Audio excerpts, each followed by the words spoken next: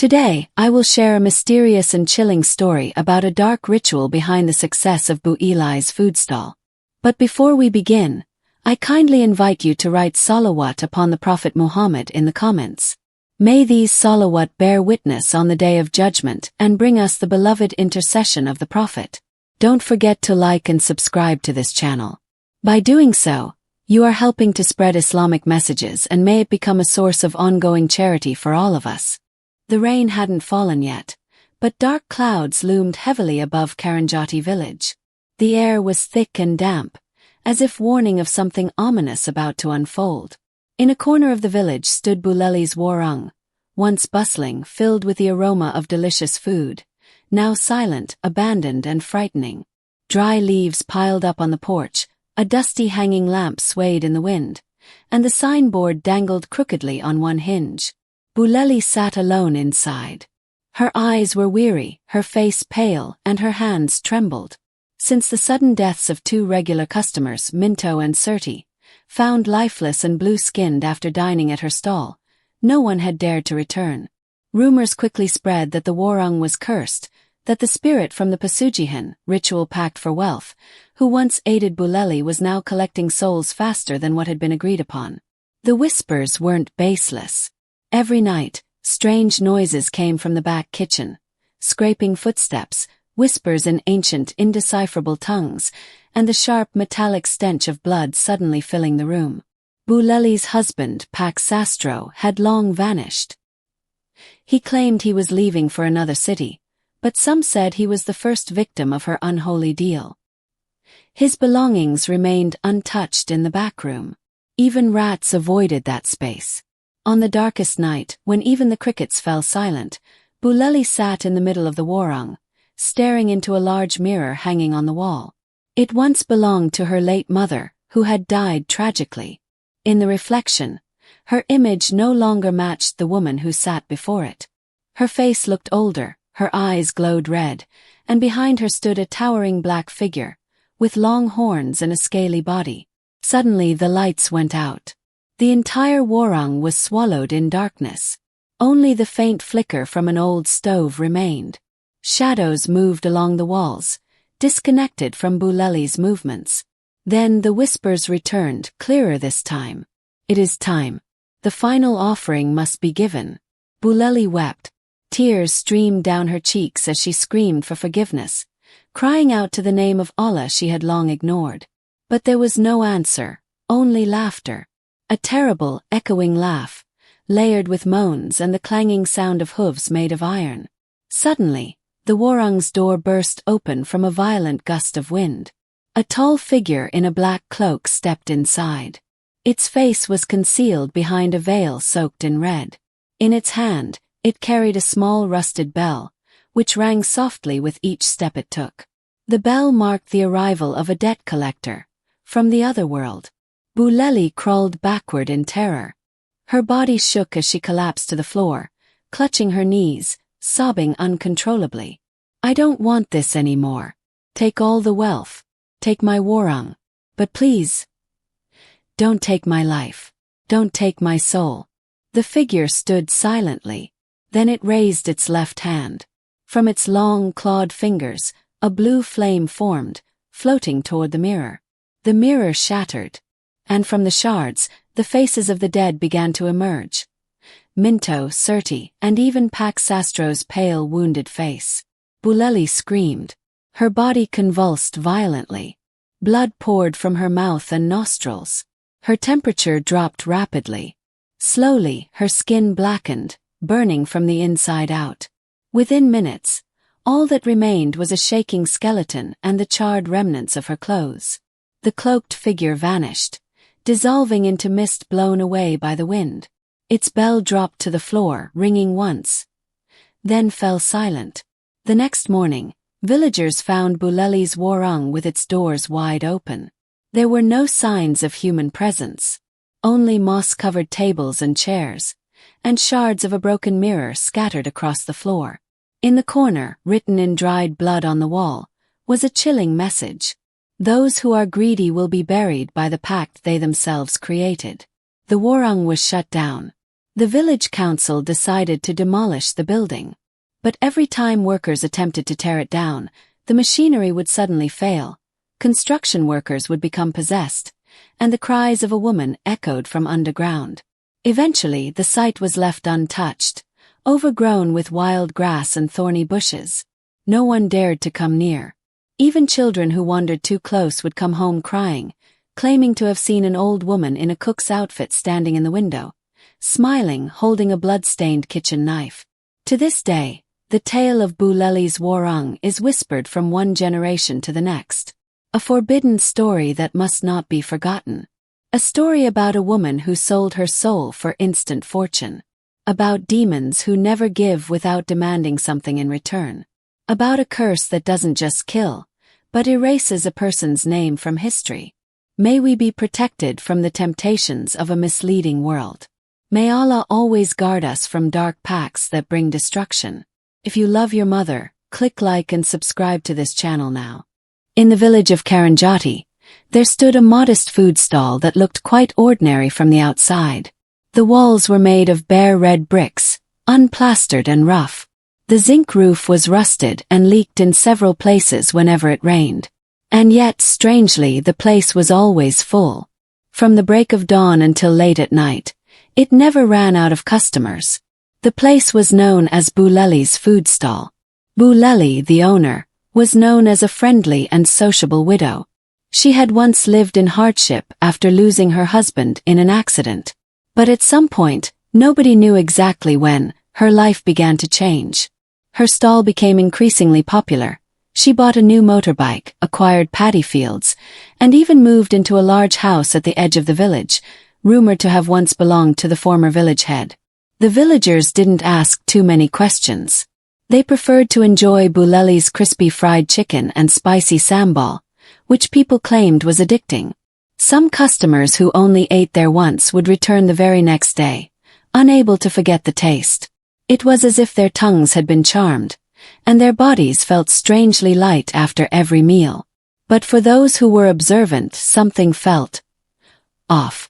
Every night at exactly 2 a.m, the sound of water being drawn from the well could be heard, even though the stall was closed and the lights were off. There was also the faint sound of a woman chuckling softly from the kitchen, though Bu Leli lived alone. Mrs. Sri, the neighbor who lived beside the stall, once claimed she saw a shadowy figure pass by the old well behind the stall. The figure had no head. When she tried to recite a prayer, her tongue stiffened and her body became frozen until dawn. Rumors of a pasugihan, a dark pact for wealth, began to spread. But Bu Leli remained friendly, continued donating to village events, and still served her customers with a smile that never faded. It was as if everyone conveniently ignored the strange happenings. Until one day, a young man named Rayhan returned from his Islamic boarding school. He was the son of Mr. Samsul, one of Bu Leli's regular customers. When his father invited him to have lunch at the food stall, Rayhan refused, saying he preferred to eat at home. But his father insisted. "Don't you miss Bu Leli's pestle rice? You used to love it," Mr. Samsul said, laughing. Rayhan reluctantly agreed, but the moment he stepped into the stall, a heavy feeling gripped his chest. His eyes caught a glimpse of a red glow behind the kitchen curtain. Every step toward the dining table felt like something unseen was holding him back. When the food arrived, Rayhan just stared at the plate. Fried chicken, sambal, sweet marinated tempeh, and vegetable stew. The aroma, which should have been appetizing, instead made him nauseous. For a split second, he saw a dark figure crawl out of the fried chicken and vanish beneath the table. He leaned closer to his father and whispered, "Dad, something's not right here. Don't eat." Mr. Samsul frowned. "What's wrong with you? You've looked like you've seen a ghost since we arrived." Rayhan didn't respond. He bowed his head and began reciting a prayer silently. But before he could finish, Bu Leli approached their table. "Well, if it isn't Rayhan. Long time no see. You're a san try now, huh?" she said cheerfully. Rayhan didn't reply. His eyes were fixed on Bu Leli's hands as she placed some crackers on the table. Her fingers were longer than normal. Her nails were pitch black, and the skin on one wrist seemed to be forming scales, like a serpent. A chill ran down Rayhan's spine. He stood up abruptly and excused himself, leaving without taking a single bite. That night, Rayhan returned secretly, hiding behind the bushes across the road. He waited and watched. At exactly 2 a.m, the lights of the previously dark stall flickered back on, dim and flickering. The kitchen curtain moved. Bu Leli appeared, carrying a clay jug of water and an offering tray filled with 7 kinds of flowers and chunks of raw meat. She walked slowly toward the old well behind the stall. Rayhan memorized the time. 2 a.m, on the night of Kamis Lijai, a sacred night in Javanese belief. He knew something was going to happen at that well. And sure enough, that night, faint screams began echoing from deep within the well. Screams that sounded like something or someone was being slaughtered or sacrificed. The night wind in Karangjati village blew cold, piercing the skin. The sound of crickets echoed through the darkness, occasionally interrupted by the distant howling of dogs. Rayhan hid behind the thick bushes across from Bu Leli's food stall. Since the incident that afternoon, his heart had been restless. His gut feeling grew stronger. Something evil was lurking behind that warung. The clock on his phone read 1:55 a.m.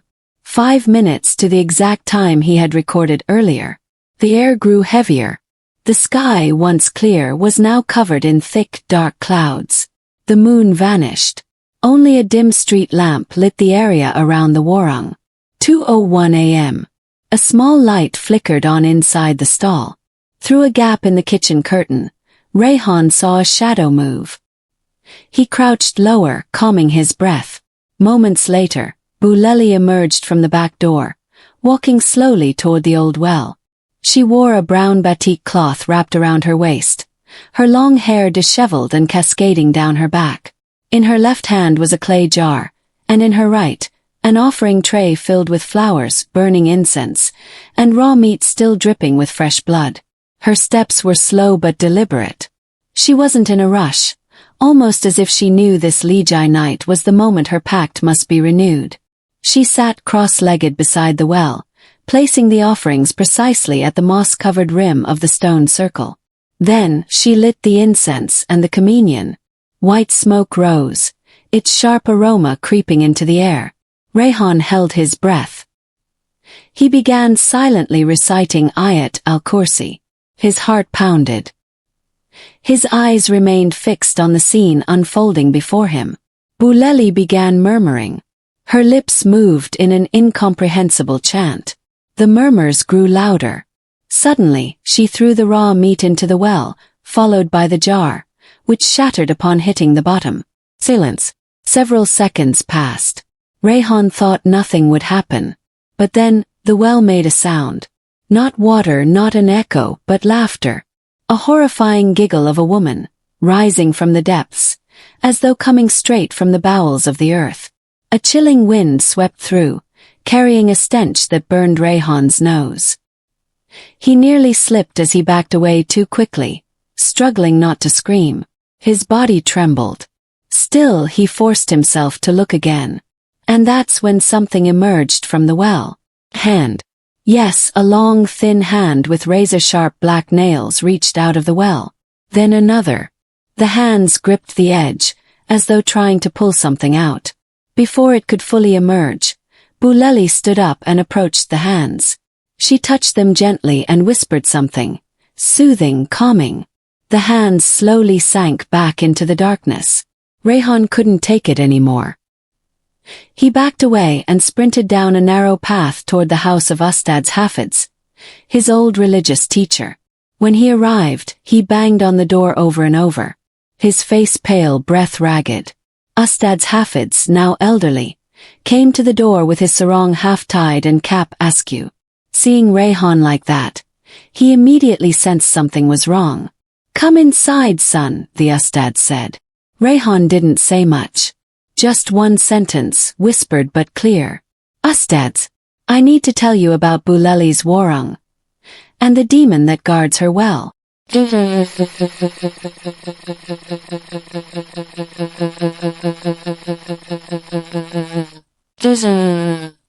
The next morning, news spread quickly. Pak Darno, the vegetable seller who delivered fresh produce daily to Bu Leli's warung, had been found dead under the village bridge. His body was bruised, his eyes wide open as if he'd seen something horrific. The police ruled it a lone accident, but many villagers believed otherwise. The night before his death, Pak Darno had told his wife he wanted to stop delivering goods to Bu Leli. He said that every time he went there, he felt like a dark shadow followed him. Once, he even saw a pile of bones behind the kitchen, but when he looked again they were gone. When Rayhan and Ustad's Hafids heard the news, they exchanged a knowing look. That night they began to make a plan. This wasn't something they could just expose publicly. One wrong move and they could become the next offering. That afternoon, Ustad's Hafids invited two Qai, Islamic scholars, from a Pazantran Islamic boarding school, in a nearby town. They arrived with serious faces, carrying religious books and prayer beads. That night they held a ruqya session, spiritual healing, at the Ustad's home, praying for protection from Allah in what was about to come. Meanwhile, Rayhan continued to monitor Bu Leli. In the daytime, she remained the same, cheerful, kind to customers, no trace of suspicion in her demeanor. She even handed out free rice meals to orphans. But at night, at exactly 2 a.m. she changed. For 2 consecutive nights, she performed the same ritual at the well. Rayhan took note of every detail. He knew this was more than just a typical Pasujihan, occult wealth ritual. Ustad's Hafids suspected that Bu Leli had made a pact with the jinn residing in the old well. A jinn that demanded regular offerings in exchange for prosperity. These offerings could be animal flesh or human lives. And the first victim might have been her own husband, who supposedly died in a mysterious accident just before the warung began attracting crowds.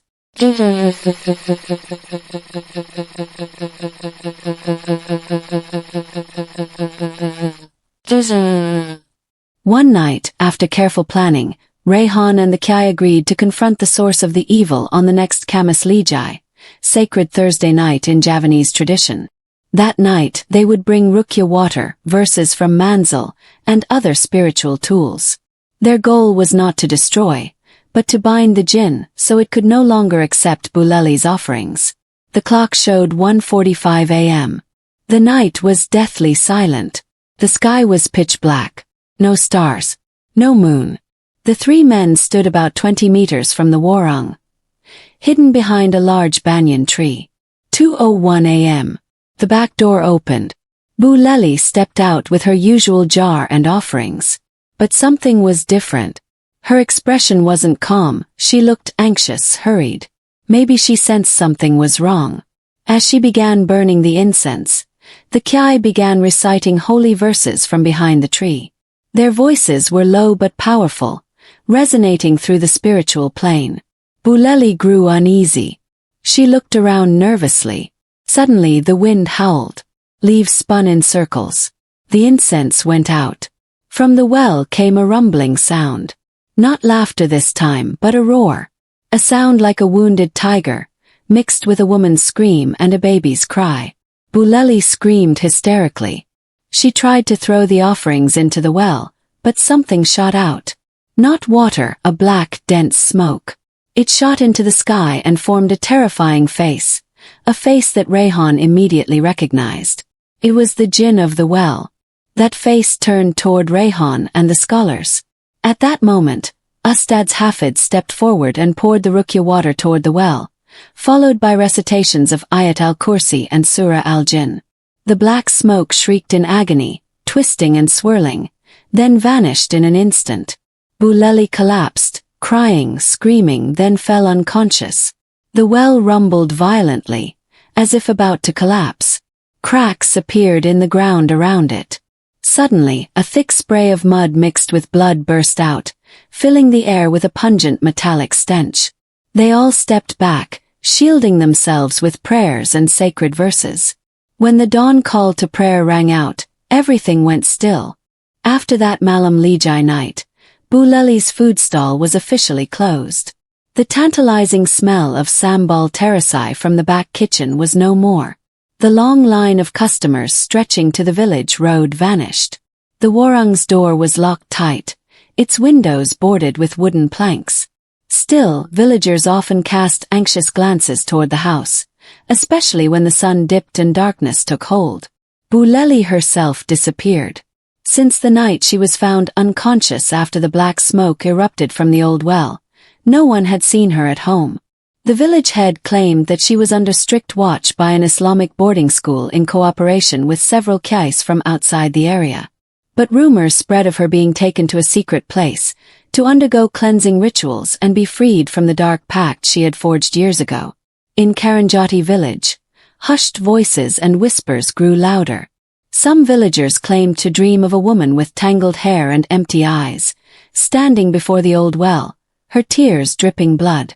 Others said they heard crying in the middle of the night, followed by whispers from behind the warung's walls. Rayhan, who now visited Ustad's Hafids more often, felt something wasn't right. Though the well had been sealed with concrete and rituals had stopped, the spiritual wound in the village remained open. And all of it stemmed from one woman who, for years, appeared kind and cheerful to everyone who walked into her food stall. But who really was Bu Leli? And how did a simple widow fall so deeply into a world of wealth bought with death? Her real name was Leliana. She had once been just an ordinary housewife. Her husband, Wikiksono, was a hard-working farmer, though their life was modest at best. They had a daughter named Dini, who passed away at the age of 7 from dengue fever. After losing her only child, Bu Leli changed. She grew distant and quiet. Her husband tried to comfort her, working harder, even selling his inherited rice field, hoping to heal her grief. But none of it could fill the gaping hole in her heart. Then one night a visitor arrived. An old man who called himself Mbasura, a Dukuan from a distant village. He claimed to know how to heal her sorrow and showed them a way to escape poverty once and for all. Wikiksono rejected the offer outright. But Bu Leli, in her loneliness and pain, secretly accepted. Mbasura introduced her to a being he called the guardian of the old well. A creature that could grant riches, erase inner pain, and make even the simplest food taste irresistibly delicious. But there was a price, a gift. Sacrifice. First it was just a black cat. Then a chicken. But as time passed, the creature's demands grew darker. Until on a Friday night, a whisper from the well reached Bu Leli's ears. Your husband is enough. His blood will open the path. And sure enough, 2 days later, Wikiksono died in a bizarre accident while delivering vegetables to the market. The truck's brakes failed. His body was crushed, barely recognizable. From then on, Bu Leli opened a small warung. Strangely, just a week after opening, customers flooded in. Morning to night, people came from far and wide. Even city folk braved treacherous roads just to taste her rice pestle and spicy sambal. But every Friday night, she would return to the old well with offerings. And after every ritual, someone in the village would die. Sometimes in accidents, sometimes disappearing altogether. No one ever linked these events to Bu Leli. She was too kind, too generous, too cheerful to be suspected. Now all of it was known. But the road to redemption was not over. One night, after reciting the Ayat Manzil, Ustad's Hafids received a troubling vision. Something wasn't finished. He believed Bu Leli's pact with the well's entity hadn't been fully broken. And as long as the agreement stood, the souls taken as offerings could never rest. So he summoned Rayhan and 2 senior santras. Together, they traveled to a secluded home nestled at the foot of a hill, where a revered Kyai named Mastuki had taken Bu Leli in. The place was known for intense spiritual cleansing, a final stop for those bound in darkness. When Rayhan arrived, he found Bu Leli in a pitiful state. Her body was frail, skin mottled with dark patches, and her eyes stared blankly at the ceiling. Her lips moved constantly, yet no sound came, only a silent chant of her daughter's name over and over. Kyai Masduki explained that part of her soul had already been claimed by the well's guardian. They were trying to bring her back, but there was one last step. Rayhan had to return to the village and retrieve a particular object, something the creature had given Bu Leli. It wasn't just any item. It was a binding relic, a black ring with a blood-red stone. Rumor said Bu Leli kept it hidden beneath the kitchen tiles, wrapped in a tiny shroud of white burial cloth. With prayers from Kyai Masduki and Ustad's Hafids, Rayhan and the two Santras returned to the warung. Rain poured heavily that night. Thunder cracked the sky. The back door of the abandoned warung creaked as they forced it open, revealing cobwebs and thick layers of dust. The smell of rot hit them instantly. The kitchen floor, once spotless, was now covered in dried reddish stains that defied explanation. They began lifting the tiles one by one. Eventually they reached a section that felt oddly warm. Beneath it, they found a tightly tied cloth bundle, bound with strands of human hair. Rayhan unwrapped it slowly. There it was, the ring. Solid black. Heavy. Pulsing faintly like a living organ. The moment it was uncovered, a scream erupted from the sealed well outside. The ground trembled. The storm howled louder. A voice roared from beneath the earth. They fled the warung and sprinted to the village mosque, where Ustad's Hafids and Kyai Masduki were waiting. The air was heavy with urgency. They laid out a prayer rug and burned special incense infused with Ruqya elements. Then the recitation began. Verses from Ayat Kursi, followed by Surah Al-Baqarah, verses 255 through 259, echoed within the walls of the mosque. As they chanted, smoke began to rise from the ring. The red stone melted slowly, dripping like bloodied wax. The voice from the well grew faint. Then silence. The ring cracked. Dawn broke. Golden light spilled across Karangjati. That same morning Bu Leli stirred. Her hands twitched. Her lips trembled. Her eyes blinked. And then she cried. Silently. The next day Rayhan came to visit. She was still weak, but no longer possessed. She spoke only one sentence, her voice hoarse but steady. I want to ask forgiveness from everyone I hurt. And from my daughter. I want to see her again in the afterlife, with a clean face. Rayhan said nothing. He simply bowed his head and whispered Astaghfirullah in his heart. Though the evil had been lifted, its shadows lingered. Karangjati would need time to heal. And Bu Leli's warung, now and forever, became a place no villager dared approach. Years passed. Eventually the warung was torn down. In its place, a small park and prayer space were built. The old well remained sealed, its surface planted with a bidera tree. Every Thursday night, the villagers took turns reciting Surah Yasin nearby. There were no more whispers, no more cries. And the well stayed silent. Rain soaked the rooftops and turned the dirt roads into slick, muddy paths. The croaking of frogs echoed from the rice fields, creating a deep and eerie silence. Yet beneath that silence, something had begun to stir again. Something long buried was now rising. Since Bu Leli's food stall had been demolished and replaced with a garden and prayer room, the village had seemingly found peace. Children dared to play until dusk, and women were no longer afraid to walk past Bu Leli's former home. But that peace lasted only 3 months. On a Kamis Pawing Thursday night, a young man named Tarman was found unconscious inside the mashallah. His mouth was agape, his eyes bulging and his body ice cold like a corpse. He only regained consciousness 3 days later, and from that day he could only repeat one sentence. She's still here. She never left. The villagers were confused, but Ustad's Hafids understood immediately. The pact Bu Leli once made may have been broken, but the creature from the well had never truly left. It had lost its vessel perhaps, but not its grudge. Returning to the well was not an option. It had been sealed with 7 layers of cement and had Ruqya, Islamic exorcism, verses recited over it for 3 consecutive nights. But in the unseen world, anything is possible. As long as a crack exists, as long as a human with a weak heart gives way, they can return.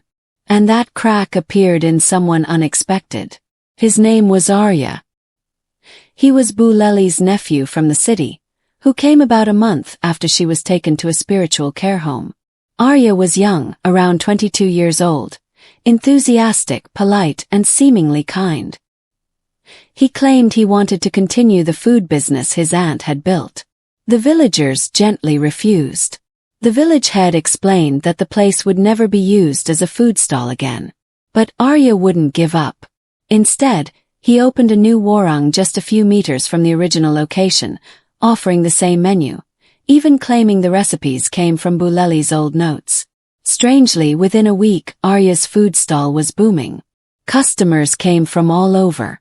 Even those who were once traumatized by rumors of black magic returned without hesitation. The food tasted nearly identical. Some said it was even stronger. The sambal scorched the tongue, and the fried chicken stayed crispy even when cold. Rayhan, now living in the city and working as a Quran teacher, heard the news from his mother. He returned one Saturday night and immediately began observing Arya's stall from afar. From the first step near the area, he felt uneasy. The old familiar aura had returned. A subtle scent of blood and incense lingered in the air, faint but sharp.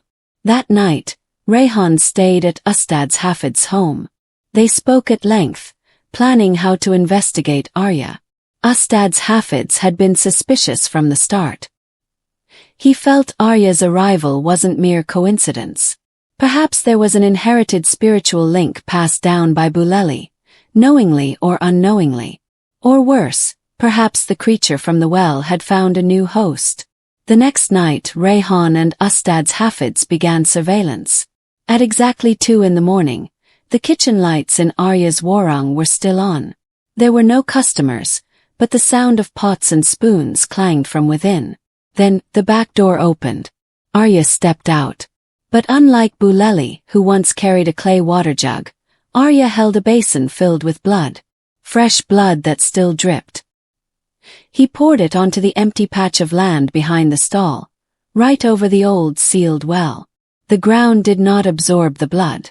Instead, it cracked open like a mouth waiting to swallow. Rayhan held his breath. Arya stood before the gaping ground and began chanting in a low voice. The words were unclear, like a song in an unknown language. The air turned cold. A clear sky suddenly filled with clouds. The hoot of an owl echoed from the forest. And from that cracked earth, a black mist emerged. Slowly, it formed into a figure, a woman with no face, her long hair covering her entire head. Her body floated, legless, and she circled Arya before vanishing into his body. Arya trembled for a moment. Then he laughed. A soft, chilling, horrifying laugh. The next morning, the village awoke to horrifying news. 2 small children who lived near Arya's stall were found unconscious in their room, with blood trickling from their noses and ears. The doctor called it simple nosebleeds. But the villagers knew. This was no ordinary nosebleed. This was a sign. Finally, Ustad's Hafids decided to confront Arya. He came with the village head and local elders. Arya welcomed them warmly. He smiled genuinely, his posture calm, his speech polite. There was not the slightest hint of suspicion to be found. But when Ustad's Hafids glanced into the warung's kitchen, his eyes caught sight of an object hanging on the wall.